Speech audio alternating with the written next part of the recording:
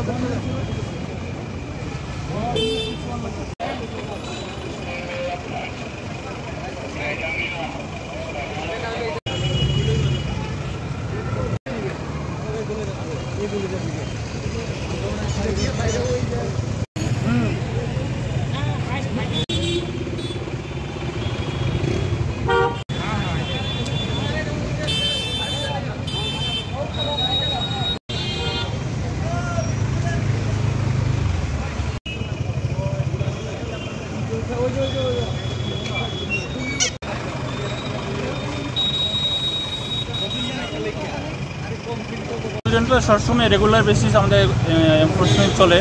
তার মধ্যে চেকিং করার সময় কিছু কিছু মোটরসাইকেল দেখা যায় টেম্পারিং করে রাখে নাম্বার প্লেট। এই টেম্পারিং করার পরে দেখা যায় একজনের ব্যাগ আরেকজনের নাম্বারে কে চলে যায়, তখন ও হ্যারাসমেন্ট হয়। তার জন্য এইসব টেম্পারি নাম্বার যখন আমরা দেখতে পাই তখন ব্যাগগুলো সিজ করে দেওয়া হয়। তারপর প্রপার যা ফাইন আছে ওই প্রপার ফাইনগুলো ক্লিয়ারিং করার পর আমরা ব্যাগগুলো রিলিজ করি।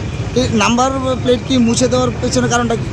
মুছে দেওয়ার কারণটা হলো দেখুন, যখন সারা শহরের মধ্যে সিসি ক্যামেরা আছে, তো সিসি ক্যামেরা থেকে বাঁচানোর জন্য ওই নাম্বার ট্যাম্পারিং করা হয়। এই ট্যাম্পারিং করার মূল উদ্দেশ্য হলো মানে কেস থেকে যাতে রেহাই পাওয়া যায় তার জন্য। এমন কয়টা বাইক আপনারা?